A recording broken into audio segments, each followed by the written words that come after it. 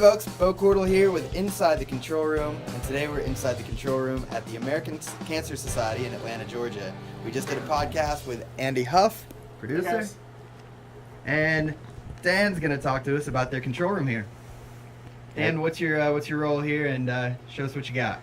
I am the executive producer of live events here for ACS. We do all sorts of webcasts and staff videos. We do one show a month that goes to all staff, as well as uplinks to news organizations throughout the world with our cancer experts. So this is the backbone of what we do here.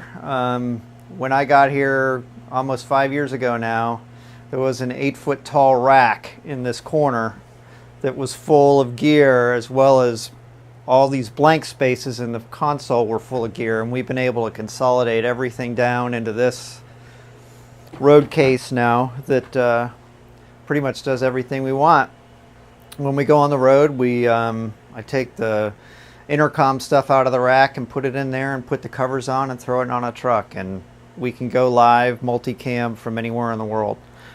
So the backbones are TriCaster. TriCaster 8000 with Advanced Edition 2 software, which includes the awesome NDI stuff that NewTek has rolled out to the world. Got a Key Pro in there for record. We do. Above the Key Pro, this is the TalkShow 4000, which lets us have 4 channels concurrently of live Skype. Each one of those 4 channels shows up in the TriCaster individually. You can see 7 through 10. Those are all my Skype channels. And they can all be layered live on screen at the same time. So you could actually have 5 different sources, 4 Skypes and whoever's in the studio live for your show. The nice thing about these talk shows is that you can have as many of them as you want. So theoretically, you could have 4, 8, 16, 24, however many of those units you can have on air in Skype, if your bandwidth will handle it. This is the TriCaster 8000 control surface, which is great for those of us that have worked on big switchers. I came from the world of the Grass Valley Cayenne, so the ability to have all 8 of your MEs as re-entrant sources was really nice, because you can build your effects on ME8, cascade it down into ME7, build more effects on top of that, and just keep going all the way down. So it's really nice to have that capability, as well as the ability to control your DDRs, your graphics, keys, everything from the same control surface, instead of having to use the mouse to click into the surfaces up here, which is also handy, but this is much faster to use this. Very cool. And you've got a window to the studio. We do. We have a window to the studio out there, which is really handy. We run everything through the Behringer X32, which is new to us. In my opinion, it's a fabulous board for what we're doing. It gives you a lot of virtual inputs. It gives you a lot of the DCAs, which are the digital channels that let you melt everything down into a single source. It's highly routable and super fast.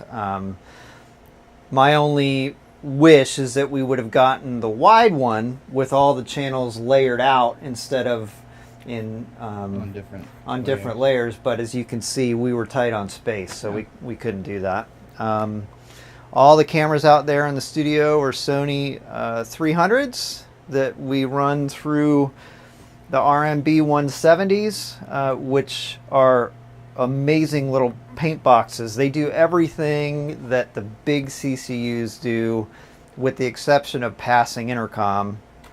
The cool thing about these units is we built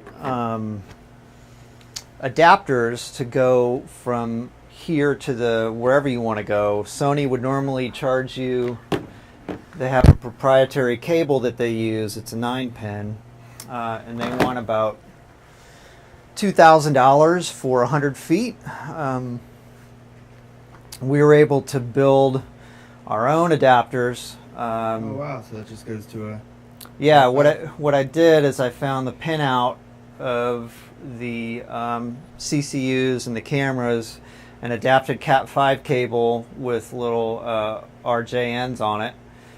So now when we go in the field, we have a pair, we have a long and a short, so it's a transmit and a receive.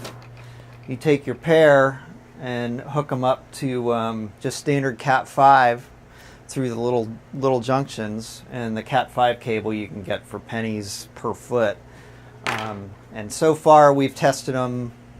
I think we did a 200-foot run with Cat5 and they work great. So I mean, you could have a Sony will charge you $2,000 for it, or you can build your own for about 20 bucks.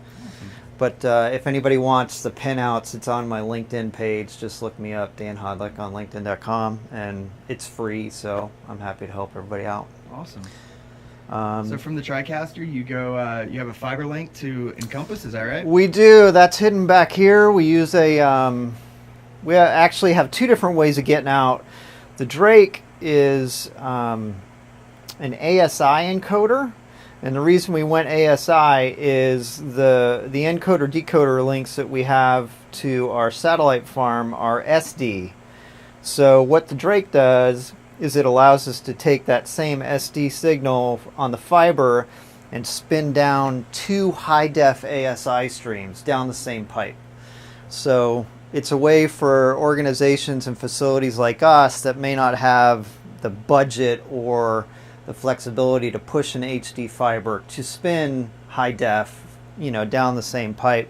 I think this Drake box was around $2,000 with the appropriate ASI encoder card. So, I mean, really, you get a lot of bang for your buck out of that when you don't have to pay each month for the higher tier high def fiber. So, awesome. All right, Dan. Thank you very much. Thanks, guys. See ya.